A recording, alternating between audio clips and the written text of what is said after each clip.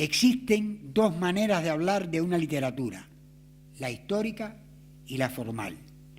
Y existen dos maneras también de comentar un libro de ficción escrito por un cubano, la nacional y la universal.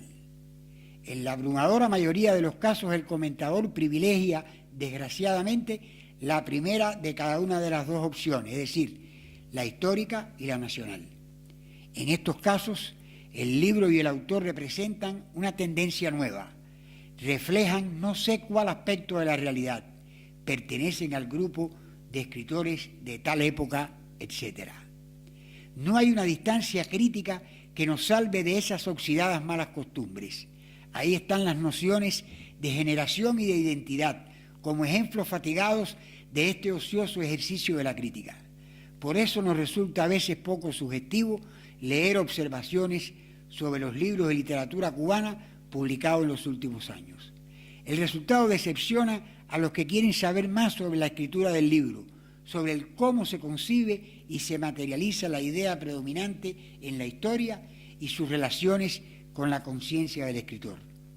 Siguiendo una tradición de oposiciones binarias propia de la imaginación cubana y como lo sugiere su título, el más reciente libro del narrador cubano Ernesto Santana, El Carnaval y los Muertos, elige la antítesis entre un hecho festivo y la muerte. En su libro de ensayos La isla que se repite, Antonio Benítez Rojo, otro intelectual cubano que murió en el exilio, considera al carnaval como la práctica sociocultural que mejor expresa las relaciones del hombre caribeño con su entorno. Pero el carnaval de Santana, no tiene nada que ver con el aspecto evidente de esta acepción.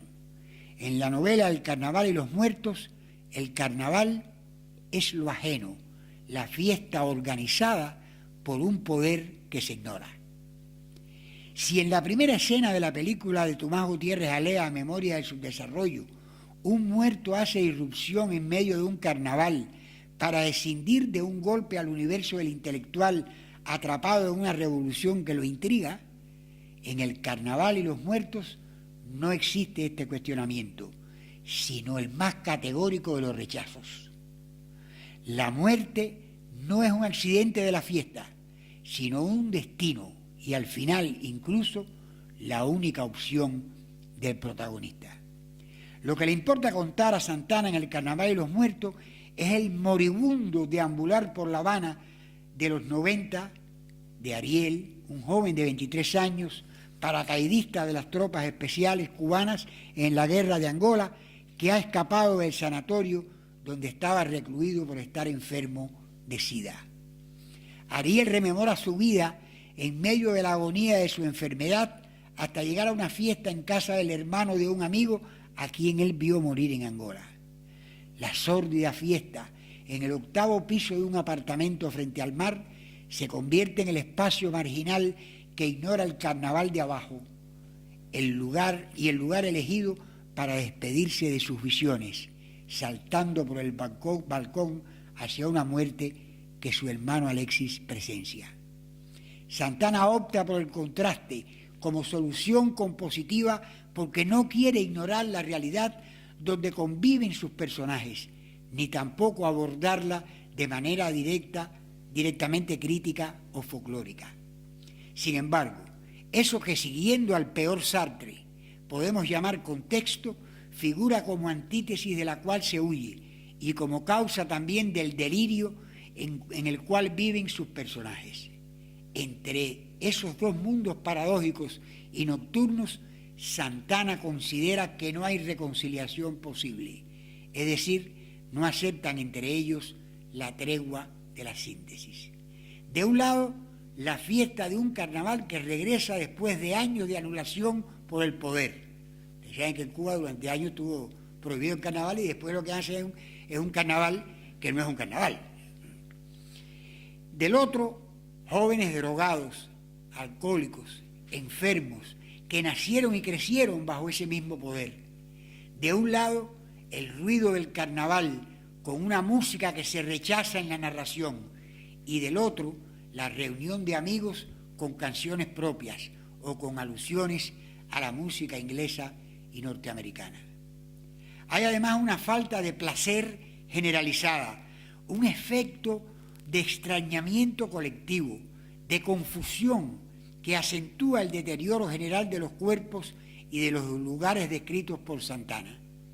En un pasaje del libro se puede leer, ahora viene la cita: en medio de aquel vértigo percibía las cosas sucesivas como acontecimientos simultáneos.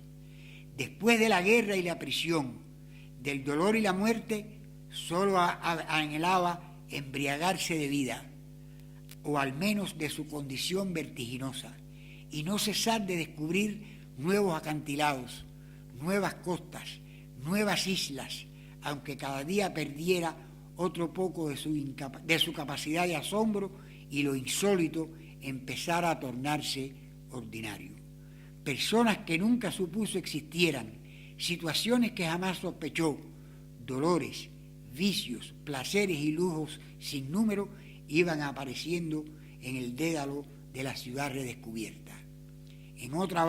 Era otra Habana, pero también otro Ariel, otro personaje. No creía poder hallar algo peor de lo que ya conocía, y sin embargo, a veces tenía que esforzarse para no perder el hilo que lo ataba a tierra y no caer de lleno fuera de toda ley y toda medida. Fin de la cita.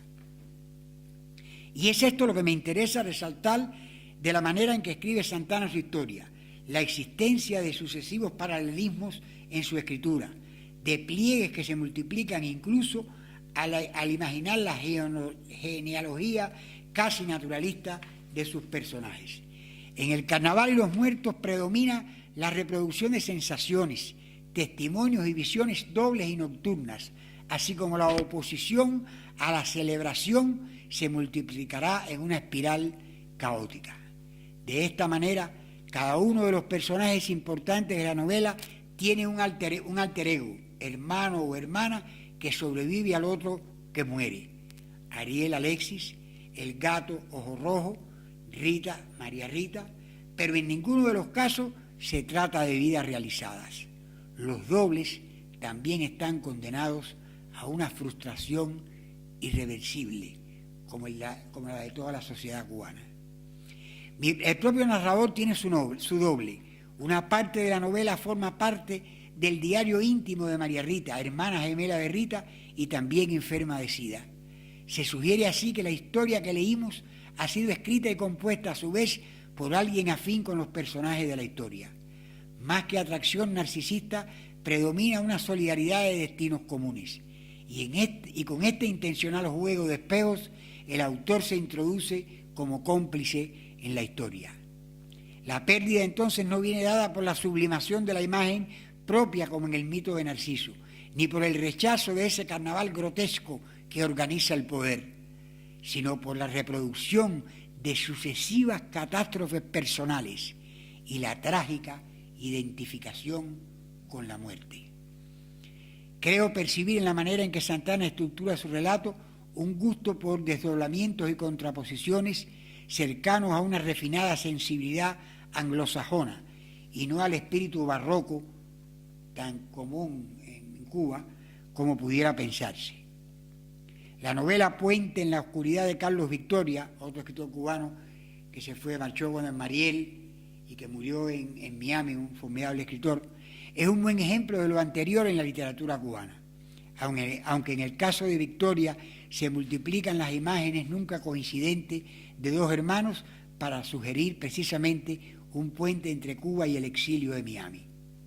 Y de esta manera reparar la cisura vital que provocó la Revolución Cubana desde el año 1959. La alusión a los cuadros de la pintora expresionista Antonia Eiris, que cubre las paredes del apartamento donde se reúnen los amigos, no es gratuita. Más allá del homenaje evidente, Santana reconoce una afinidad estética.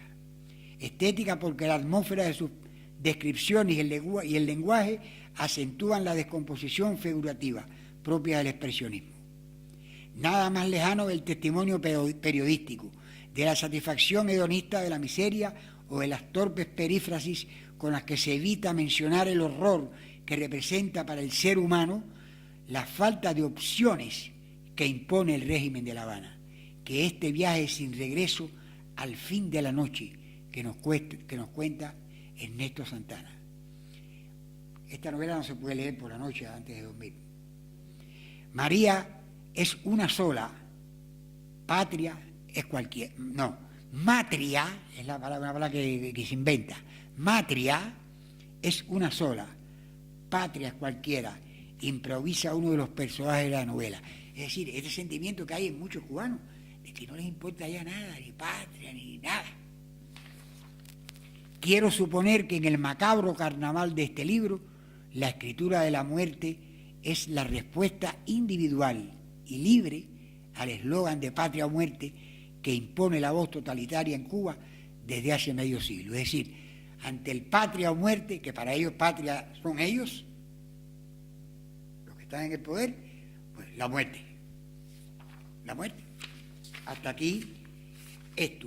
En el libro viene, pero eso lo pueden leer ustedes, una nota de Carlos Aguilera, que es otro bloguero cubano que está dentro de Cuba,